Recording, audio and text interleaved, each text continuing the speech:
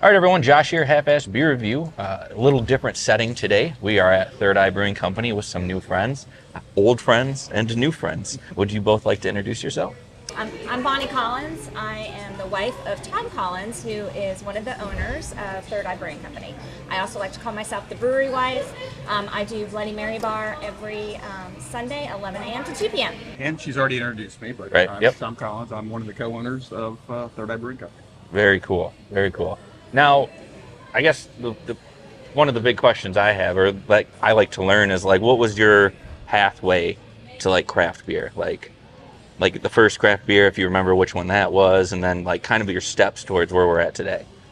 Yeah, I think for me it was a couple of things. One, I had kind of gotten into back in my younger days, but Sam Adams, I would say. Oh yeah. Was probably the first thing. I still remember the first Sam Adams I had, and it was just definitely had a little more kind of flavor, a little more bite, and that sort of thing. And again, as we know, especially with IPAs and things like that, it's an acquired taste, and then with a little bit more of the bitterness and the hops and that sort of thing. So, I would say Sam Adams, from a U.S. point of view, was kind of where I got the bug, I guess, kind of thing for craft beer. I was also fortunate in my early 20s to actually travel to Belgium with a company I was working with, and definitely got to see the craft of brewing done there, and kind of they have all the different Belgian styles, everything. So that was when it really, I think, turned to kind of the next level for me. Yeah. And after that, I remember getting home from there, and then pretty much decided to start figuring out how to home brew, and that's really kind of where I started, into this, and been a home brewer for 25 plus years, kind of thing, on and off, and that sort of thing. So home brewing is what kind of kicked some of that off? Yes. Yes? Okay, like that. For you, okay. And I guess the question would be like, what got you to the point where you're like, you know what, this is fun, this is awesome. Like how, when did you say, like, I want to open up a brewery, and like how long did that process take for you to actually be able to open one? Yeah, well, like I said, I started home brewing back in kind of the 90s, basically. And that was, and there was, for those that remember, it was kind of, there was a craft beer kind of, surge that kind of happened in that time period. Kind of fizzled out, or kind of dropped off a little bit for a while, and then kind of back, into the, late 2000s. Yeah. So Yep. that started Oh, yeah. kind of picking back Yep. up, and kind of was going. So I would say, I brewed a lot when I first got into it. Then kind of, marriage, kids, things like that. You tend to not have as much time for the hobbies. Feel Uh, that. but then, I would try to at least do it a couple times a year, and get things going. And then, kids get a little older, things can kind of free up a little bit. So then I started doing a little bit more and more, and then started becoming an extreme hobby. And then I partnered up with some other people were home brewers, and the more and more we were talking about it, we just kind of said, this would be a cool thing to kind of do this, kind of full time. And I was excited for them to get it out of our basement. I called it our meth lab. Yes. No, for real, like things would explode down there. Right, yeah. Fire, and Yeah. I'm like, get Once. it out. Yeah. Get a brewery open and get it out of my basement. That's One great. time, but Yeah. it's enough, right? So you were on board with this? Oh, yeah. Well, no, not at first. Not at No. first, that's right. At No, first, I at was first like, she's like, no, you're not. I'm like, we'll be alcoholics, like, we'll be divorced. There's no way. And then, but then There's slowly. always still time for those things. Yeah. Yeah, the verdict's not out on that. Right. But then I was like, you know what? I can't deal with all this in my house. And there were like 10 guys down in the basement yelling and screaming and things. All right. And the whole house smelled like beer. I was gonna say, did it just smell like wort the Yes, entire it time? did, it did. Yeah. It really smelled amazing. It did. Yeah, I right. thought so. Yeah.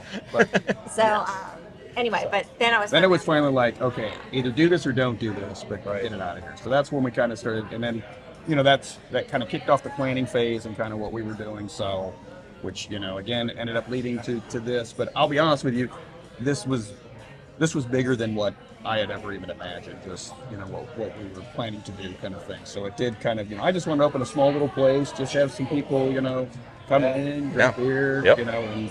But one thing led to another, and I would say, I've got 5 other partners that have joined over different periods of time, and I feel like it was more like serendipity of just, we kind of had the right people who kind of came along, and it wasn't like it was a group of friends of us who were like, buddies from college, who were like, hey, let's go do this. It was like everyone has kind of, we had relationships to each other, but not all of us knew each other from the very beginning, and kind of it just seemed to work out that everybody brought a different, unique skill set to the table, and it's kind of worked out since then. How long was the planning? Like did you say, like, was it like a few years before you got to this point? I mean, I'm gonna guess it's probably a long. I'm thinking the planning stuff was probably happening back in, we kind of got really serious about it, I would say, in 2016. We started kind of really putting plans together, looking for a place, looking for, what we were going to do, all that kind of stuff, putting together, the branding, the concept, all that sort of thing. We opened, this Sharonville location, our original location, in June of 2020, right in the middle of the pandemic. So that was kind of, we had about a 4-year window, a couple years of planning, but then also just construction took over a year, because for this location, this was a new build. So we built this from the ground up kind of thing. So yeah, it took a while to actually come to life. And then when it did, it was right in the middle of the pandemic. So, Right, of course, yeah. Knock on wood, it was, we What the a weather. great location too. I mean, this is beautiful here. This is such a good location. Right along the freeway, right off the freeway, right back on the freeway. At what point did the brewery wife come into play for you? When did you decide, hey, I got? So I really the initial planning with that was to do behind the scenes. Okay. But then he some things he didn't want me to post. Okay. So it was limited as much. I really wanted to be more reality show type thing, but Gotcha. But Right. we wanted to keep it professional too. So Things blowing up in the basement. Right. Yeah. Not worthy. So I think I actually started the Brewery Wife in the basement, and then it kind of, the building of the building. Yep. I would come out and I would kind of walk around and take people on a tour and talk about different things. So that's kind of what initially started it. And then when he decided to open the brewery, I said, well, if you're going to do that, I'm going to do a Bloody Mary bar, because I love Bloody Marys and I've always wanted to do this.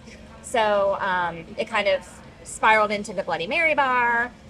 So I still, do a lot of the social media postings on the Brewery Wife pages. But I think it initially was just to kind of promote the building and, Cool. the brewery. Yeah. Right. Awesome. And you're definitely, you're kind of one of the face at this point, right? Like, let's be real. Well, I'm here every Sunday for sure. But every Sunday. But we're here. We're always here together usually. Yeah, So, cool. Yeah. Very cool. And we know everybody, the locals, and So it's the thing I love about Third Eye is that we're we just really want it to be all about kindness, and we want people to feel welcome, like they're a family here, and we really do. Like, we have locals who come constantly, and they're like our family. Our anniversary was just a couple of weeks ago, and it was hysterical. We came here for a drink, and all the locals were here, and so we got this one big group photo, and I'm like, That's awesome. this is what it's all about. Yeah. It's very cool. That's fantastic. It's a cool little community that was Yeah. built over beer, which is Really? yeah, For real? yeah, Yeah. yeah. Yep. And that's the beauty of beer. It brings people together. It's like, You know? the greatest parts about it for me too. Yeah.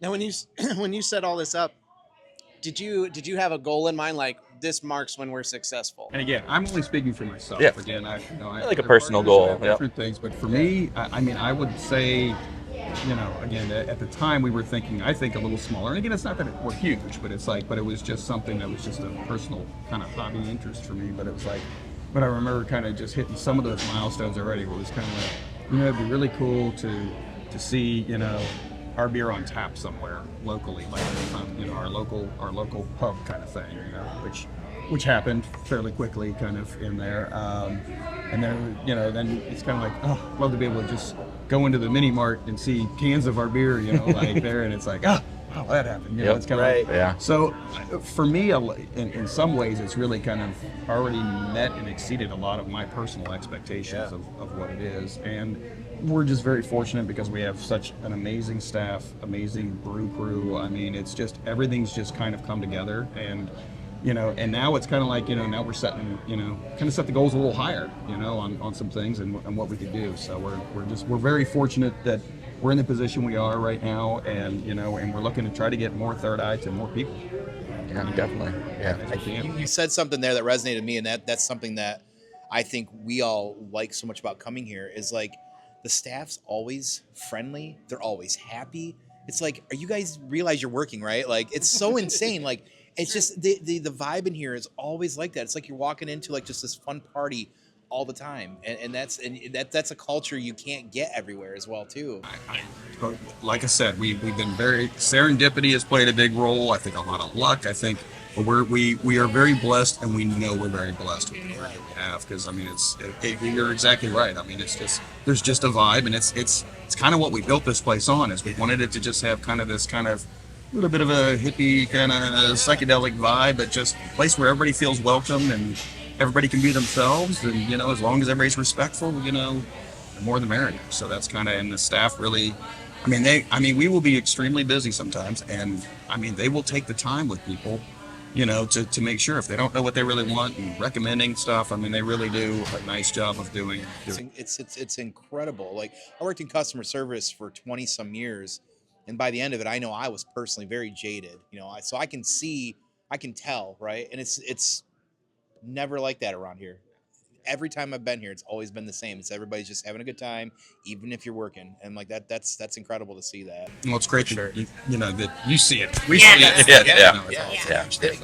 I guess that kind of like when you mentioned the psychedelic, that I think the burning question and I don't know if we've really ever asked this before, but like the name Third Eye. Can you give us the background on where that came from, how that came about? Because it's awesome. First of all, the logo is such a draw. So iconic. Awesome. Well, yeah, I mean, I think, for those that, are familiar with it, well, first of all, I would say Third Eye has a lot of connotations and different things, so, both positive and negative kind of in there.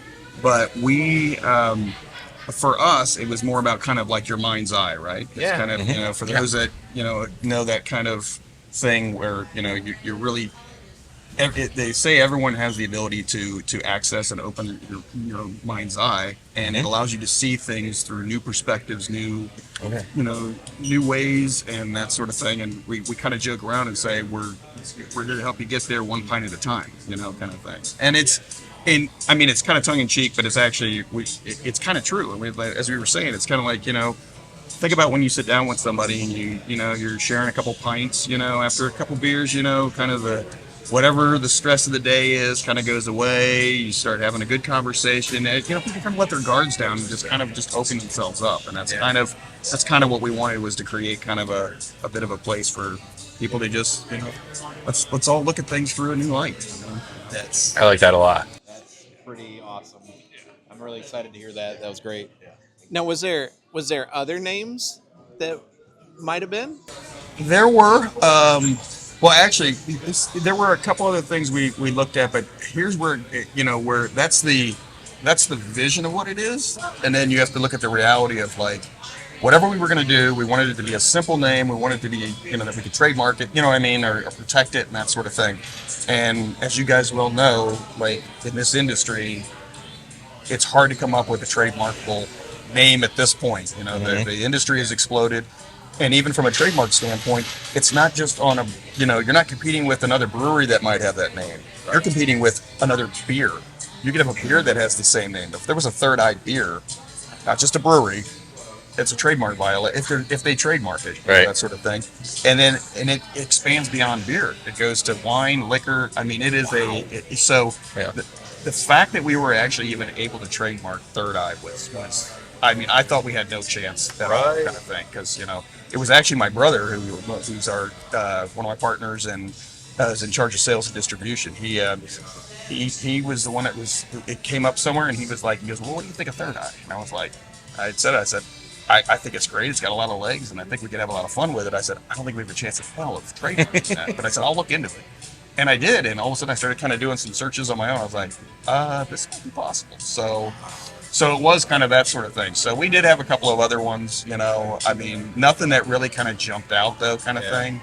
So, and the ones that did were already trademarked, or we couldn't move the trickier part. So, yeah. Gotcha. So very cool. So it's kind of that's sort of the business side of the naming versus the fun side of kind of like what you really want to do. So. Yeah. But we get called Third Eye Blind a lot, which cracks me. We did. Fine. We were just singing Third Eye Blind yesterday over there while we were drinking. So yeah. Playing that whole album. Right. It was weird because people kept moving farther and farther away from us. So maybe we do that. So here's the other thing. So we have the Hamilton location, right? That we actually are coming up. I can't believe it already. It's like in 2 weeks. It's our 1 year anniversary. Oh, jeez. Yeah. It's I know. I was kind of like, it snuck up on us too. We were like, Yeah. oh wow. So we're gonna do some live music and do some special beer releases over in Hamilton, kind of thing. Just Cool. Cool. Very cool. Celebrate it. But yeah, but maybe we play that. When the band's not playing, we'll just play it. Awesome. Yeah. he can actually record it for you, and you can just play his version of it. Yeah, there you go. That's what everybody wants. Sure. Okay, so the process, like the naming part of it, when you guys come up with the new beer, is that like a collab as well too, or is there somebody who's like, that's the idea guy, come up with names, or gal, coming up with all the good stuff, or? It's definitely a collaboration. We kind of open it up, to anybody who's got ideas for stuff. Yeah. So, and I will say, we in the 4.5 years we've been around, I mean, we've cranked out a lot of different beers. I had no idea when we started this that we would be cranking out as many. So coming up with names, coming up with designs and all that. I mean, it's been a lot. It's been a lot of fun, but it's also just been a lot. So we're always kind of doing that, and and so we use Slack as kind of like a message kind of channel for stuff. So a lot of times we'll just kind of throw out, hey, here's a beer we got. Anybody got any names? And what I will say is the only thing we do is it does have to fit some of the branding kind of parameters kind of thing. Oh, yeah. We want to make and sure you can tell. they got to fit our vibe kind of thing. So sometimes names will get thrown out and it's kind of like, I love that name, but it's just totally not us kind of thing. So, but for the most part, it's it's kind of a group effort, and it's kind of nice because every once in a while people will throw things out there and I'm like, ooh, I really like that. And we'll just put it in motion. Question I have, and this is a really random one, and I'll toss it back with one of you guys here, is will we ever see alien bait ever again? And do you get that question ever? Do get that question, and it was interesting because with some of the expansion and distribution and things that we're doing, we have a weekly production meeting and started talking about kind of looking at kind of a longer term kind of plan, like calendar release and stuff like that kind of thing. And I can't say it is or isn't happening yet, but it was brought up in the meeting. Okay. So On the coattails of that, have you ever thought about reaching out on social media and just having people like listing some of the limited run beers that you've done in the past and having the community vote for things they'd like to see come back? that is a great idea. Yeah, for sure. Well, it's interesting because especially with Alien Bait, I mean, it was specifically, for like we did it for the event, for the Whorehound, which and again, it's as I was explaining earlier, it doesn't have to be for that. So it's kind of like if something really comes across that we have a big following for, we'll definitely look to bring them back, kind of thing. So it's definitely that one is probably out of the ones that was supposed to be a one and done. That one's definitely at the top of the list to bring back. So. Well, Kelly had mentioned that when he made that one, it was it was one of the more pricier sided beers. That is the other side of the equation too. Is Kelly is amazing and the brew crew, and again with the beer being amazing, that part of that is the ingredients and stuff too. And we tend to put a lot into what we're doing. So a lot of times the stuff that we are making, and especially those really super popular ones, are not the cheapest beers to make either. So it's kind of one of those things where it's but we're always optimizing stuff and figuring it out. And like I said, that those guys are so talented, they can kind of start figuring out how to streamline some of those things without losing any of the quality or any of the flavor and any of that stuff. So like Kelly's already brought some ideas up for some other beers that he thinks will make the beers even better and can be potentially more cost effective and some things. So we're excited. Very cool. That's awesome to hear. Yeah. So what do you feel is what's the future of Third Eye? What's the long-term goals? Is it to distribute to the United States, or? We are looking, I wouldn't necessarily go all the way across the whole U.S. kind of thing. I mean, none of us got into this to be the next big thing. So we are very excited and very happy and fortunate, that we're in a position where there is more demand for Third Eye in different places. So we do want to continue to expand it, but we're not looking for world domination on this. I mean, we're looking at kind of like we just recently expanded all the way across the state of Ohio, which was great. But we're also kind of, I would say, we're starting to look at kind of some of the, more regional kind of areas and seeing as we can do that. And Michigan is one of them that we would love to. That'd be like a Christmas to do gift it. at this point. I tell you, my God.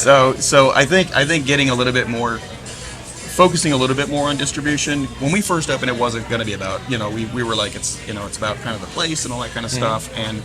But it's just there's now a little bit, your plans always kind of change a little bit. Yeah. So that part is still a very important part of our business.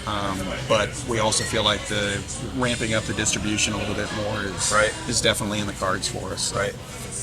As far as, you mentioned Kelly and everybody that's involved, is that I think that's one of the most unique things from an outside perspective, why we love your guys' beers so much. I mean, clearly there's vibe, clearly there's just a look to it, there's a lot of things, but like when you get to the brass tacks about flavor profiles and the beers you guys are creating, like that's something that not everybody can do. Is like they list something on a can that says it's got the 7 different things, and can we hit all these flavors, and actually people see it and tell, and that's something that you guys do so well here, is that the beers are delicious. It says it's going to do something, it's going to do something.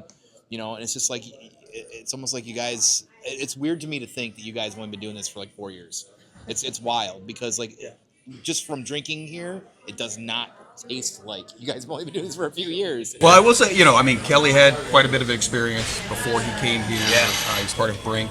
That's Brewing right. as well. Yep, that's So Kelly's been brewing for a long time, and again, it's one of those things too where he's got a real knack for not only doing the traditional, really match a very traditional style, but some of these kind of, more unique beers that we have where they've got a lot of different flavor components to them and things like that. I mean, I'm always constantly amazed at things like, I will take the pretzel, getting twisted. I mean, it's a pretzel beer, which, there's pretzel beers that are out there, but I mean, not like this. Thing, it smells and tastes like a liquid pretzel down to a little bit of a hint of salt on it. Yeah, yes. Wild. Yes. And pumpkin pie or pumpkin. I mean, it tastes like pumpkin pie. I mean, you can get to the point of even like tasting the whipped cream kind of a little bit at the end of that. I mean, it's just like I said, it's a lot of fun, but we're very fortunate to have our brew crew and Kelly leading it, and but even the other brewers we have are fantastic. I mean, they're just top notch. So we're poised and ready to kind of, like I said, kind of ramp some things up and hopefully get more third eye in people's hands. So, yes, we're waiting. Trust me, Michigan's knocking on the door. So. Tone's leading the charge. I am very much leading the charge. We talk about it all the time. I mean, we talk about like we're, again, we don't want to overextend ourselves.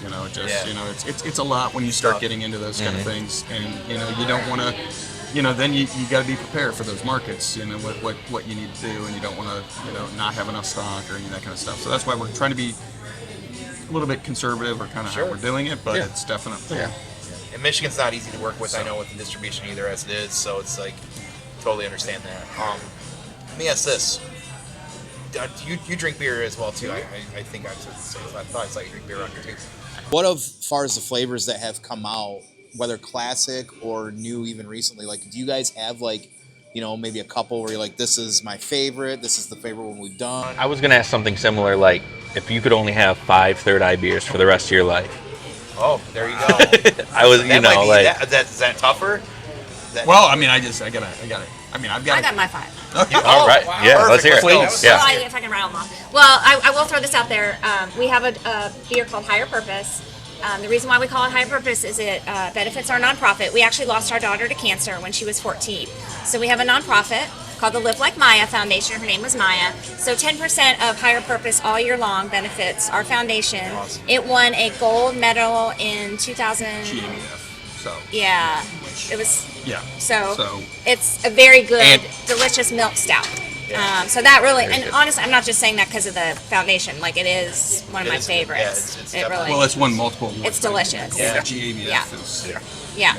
So that's definitely number one. And then I enjoy the less hoppy beers, So I love stouts. So we just came out with. So I like, just snacking, and then we have the pretzel beer, which I actually love to. I also am kind of like I go to a yogurt, like the yogurt places. I'll mix my beers, and I love to mix Higher Purpose and the pretzel because it tastes like a chocolate covered pretzel. So that's delicious. And then I love Summer Groove, which is a creamsicle, an orange creamsicle ale, which is delicious in the summertime. And just snacking is peanut butter banana. And then we just came out. Actually, I'm sorry.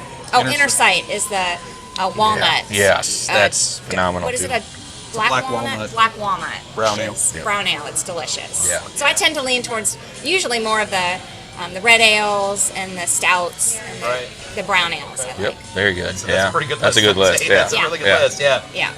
Now, how do you, before you get to yours, I'm really, have you ever thought, like, you talked about mixing the Getting Twisted and the other one together. Like, how do you advertise that? Because I think people would enjoy that. So I have. We need to do more of that. Back a couple years ago, I think we were really like taking people. We do it at festivals. Like if Yeah. you had those two beers at a festival, mix you them. do it. Yeah. Gotcha. Very good. Yeah. Yep.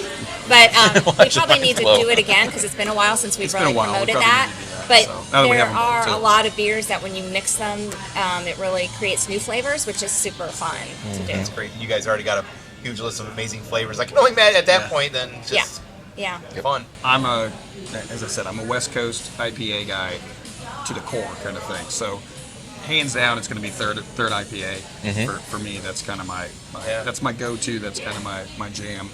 But and then I like, again, it's like some of our other IPAs in that camp. So the doubles and the triples. So I would say, talking about Hop Oblivion, I love it, but it's a triple West Coast, so I have to use that sparingly. Yeah. Right. Gotcha. Yeah.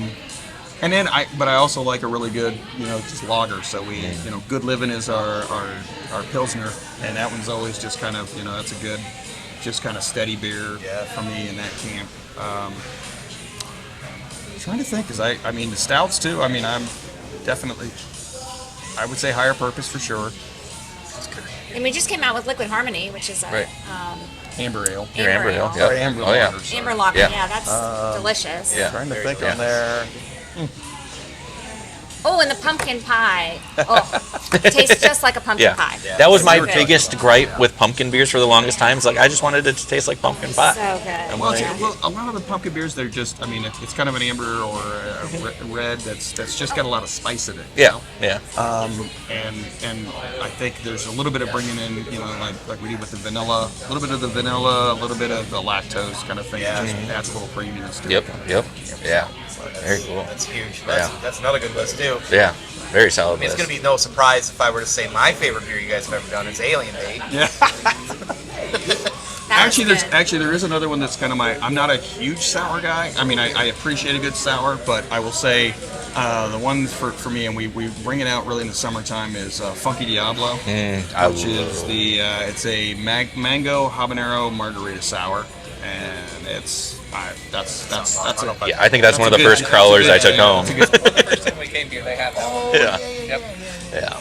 and it's great because the habanero in there is just it's very subtle, and again it's just a little bit of heat at the end kind of thing. But Spicy beers when that's are on, fun. that's one of my jams. That's awesome. I just wanted to say, if there's anything you want to say before we sign off. I mean, to me, it's hey, for those, because obviously you guys, we got more of a audience than just the local folks around here that are maybe more familiar with us. But if anybody's ever in this area of Cincinnati and Ohio, please stop by. It's a fun place, and hopefully we get some good beers. And come on a Sunday and get a Bloody Mary. I make the mix from scratch too. Very delicious. Yeah. Actually, Yeah. very delicious. Yeah. I'm trying to be better about drinking Bloody Marys, and this is delicious. I'm having a good time right now. I just think everything you've built, along with the environment, the staff, the great beer, and the food, is just a testament to like you said, it's a welcoming place. Like, I feel great walking in here every time we come here, and I think all of it's been really awesome to see from how many years ago when we first came here to seeing you guys on shelves and just all the growing and stuff like that.